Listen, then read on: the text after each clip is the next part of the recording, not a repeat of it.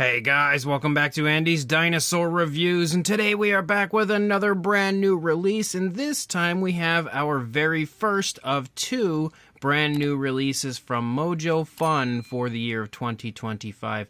I've been really hoping to see Mojo Fun get back into their groove of releasing figures, and it seems like it's getting better each year, like we're getting a little bit more each year compared to the previous year. There was a point where Mojo Fun was releasing a large selection of prehistoric figures for, their releases each year, but unfortunately, with everything that had happened over the last few years, it seems like production kind of slowed down, the releasing of their figures slowed down, and that was a little bit depressing for me because I really felt like Mojo Fun was just hitting their stride, and they were just becoming one of those, must-see and must-collect companies, and then everything happened with the pandemic and everything, and then, everything slowed down for pretty much every company. But luckily for us, now it seems Mojo Fun is making their comeback, and this figure is one that I was super excited about because we've got ourselves a Carnotaurus from Mojo Fun. And I've been a big fan and a big supporter of Mojo Fun as a whole for many years now,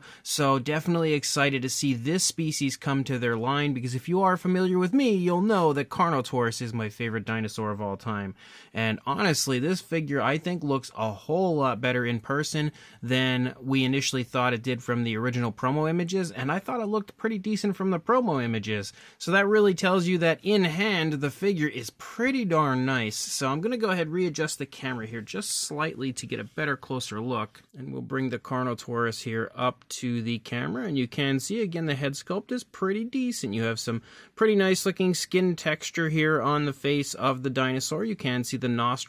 Something that's pretty interesting about this one is the color scheme, because we actually have a bluish tone of color for this dinosaur, and most times you usually see kind of like reddish tones and stuff, or reddish browns, things of that nature associated with Carnotaurus, but this time we have a bluish coloration, and you can see it's not really the darkest blue, but it's okay. And then you have this lighter tone that's kind of dry brushed over top of the blues to really bring out the fine detail of the figure. We can see the eyes are painted with an orange, given a nice black pupil, a little bit of sloppiness when it comes to the paintwork, focus camera, of the eye.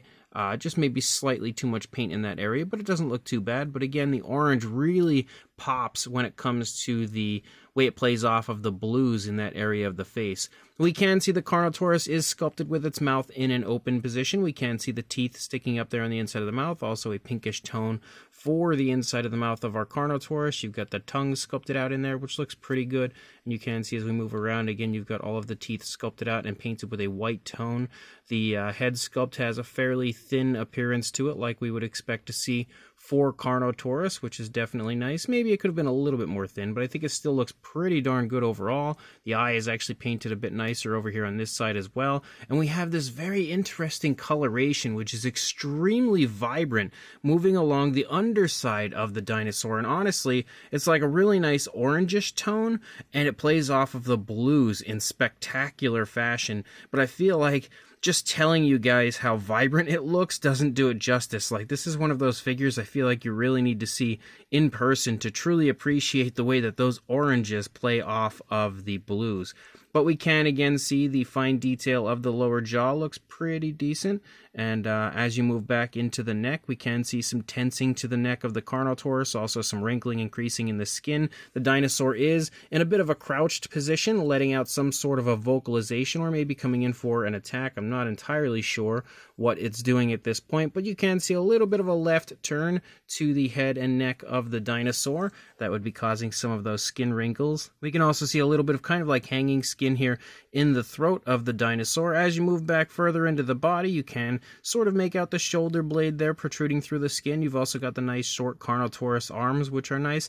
And one thing I really like is the fact that it's something you don't see too often from companies. They actually don't have painted claws on the Carnotaurus. That is definitely exciting because, there is definitely some, like back and forth about whether or not Carnotaurus had claws on at least a few of his fingers. But I feel like the strong consensus at this point, and kind of what I personally believe, is that Carnotaurus probably didn't have claws, and we can see that that is reflected here in the Mojo Fun version. So that's definitely exciting. I'm really quite happy to see that the Carnotaurus does not actually have finger claws.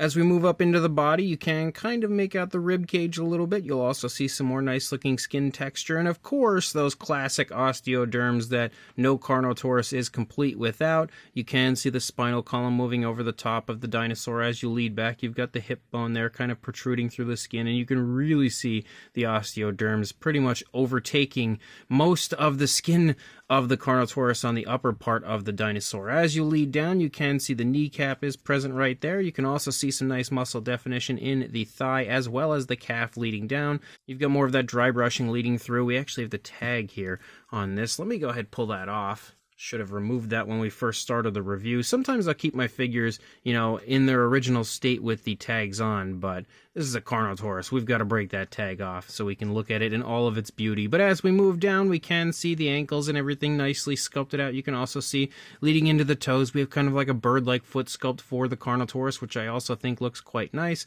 We have the nails sculpted out. They do have a little bit of a genuine sharp look, but again, they're going to have a little bit of a rounded look as well because this is a figure that, children would probably collect. They don't want to make something that's going to hurt anybody. The nails are painted with a nice black. They do have a bit of a shine. There are dew claws sculpted out, but unfortunately they did not get the paint treatment. But as we move back up into the tail, you can see some more of the osteoderms leading out. You've also got some more creasing in the skin and more of the really quite vibrant orange here on the underside of the dinosaur. And as you lead out, you've got a really nice curve to the tail, especially out here at the end where it has a pretty strong curve right there at the very end of the tail. And if we take a look from the opposing side, you can see again, it looks pretty darn nice over here. We can also see the horns, that classic area of a Carnotaurus, are painted with a nice brownish tone. And they do actually include some fairly nice fine detail to those as well, which is a huge plus. As we move back, we can see more wrinkling and, tensing in the neck of the Carnotaurus. And as we continue to move back, you can see the arm over here is also held into the body in a fairly nice natural way. But at the same time, I feel like the arms are also slightly extended in pretty much the exact way I would expect them to be if the Carnotaurus were kind of crouching and letting out some form of a vocalization. It almost feels like the Carnotaurus is in the midst of maybe some sort of a display, maybe a mating display, kind of similar to the way we see Carnotaurus portrayed in Prehistoric Planet. Maybe that's actually what it's in the process of doing. As we move back, the biggest difference on this side that you'll see is, of course, the fact that the leg is a little bit further forward than what we had seen on the initial side, with just a slight step forward over here. You've got all of the muscle definition and everything present, the hip bone and everything. And then as you lead out, you can see again the tail looking pretty nice. Again, nice curvatures and everything the entire way through. On the underside, you also see again the vibrant oranges, but also really nice skin texture throughout. It looks great the entire way through. Definitely one of my favorite Mojo Fun sculpts that I've seen so far. It also stands pretty nicely, which we can see right there. Let me readjust it here just a moment so we can get a measurement as far as a size goes. For a length from the snout to the tail, about 8.5 inches or 21.5 centimeters. And then for a height, the highest point is going to be the tail at a little bit over 3.5, heading toward 3.75 inches, but not quite, or just shy of 9.5 centimeters. For a size comparison, there is our usual review comparison suspects with Mr. Papo T-Rex, the Attack Pack Colovosaurus, Robert Muldoon, and the Collect Day Human Being, who is about to die because the Carnotaurus is right there about to attack. But you can see, again, the Carnotaurus is pretty nicely sized, but not gigantic. However, I would say it's pretty close to like your standard sized version of a Carnotaurus. So for another comparison to further show you that, there is the TNG version of the Carnotaurus next to the Mojo Fun version, and we can very clearly see that these two are extremely similar in size. We've also got the PNSO version of the Carnotaurus, which again you can see pretty similar in size, with the PNSO version maybe being just a hair larger. As well as the How Long Good version of the Carnotaurus, which as well again is pretty darn similar in size to the Mojo Fun release. And we've also got the Papo Carnotaurus, which as well again is pretty similar in size to the Mojo Fun version, with the Mojo Fun version this time being just a little bit bigger. And then for one final comparison, just because I know some people may have wanted to see it, we do have a Mattel Carnotaurus. This is the original version, a repainted version that I had done a few years back. But you can see, obviously, when it comes to a Mattel Carnotaurus, they are quite a bit larger. So this brand new Mojo Fun Carnotaurus is honestly so much nicer than I was expecting it to be. And again, I already had some fairly high hopes for it, which really tells you a lot, I think, about how nice the sculpt of this one is as a whole. I feel like it's probably one of the best Mojo Fun figures to come from them in quite some time. It really does sport some impressive fine detail throughout, all sorts of nice skin wrinkles and skin folds and stuff, and definitely shows off a pretty cool pose as well, which is a little different from some of the previous Carnotaurus figures out on the market. I really quite like the kind of crouching pose. Like I said, almost looking like either it's putting on some sort of a defensive display or maybe even a mating display. I'm not too sure, but I do quite like it.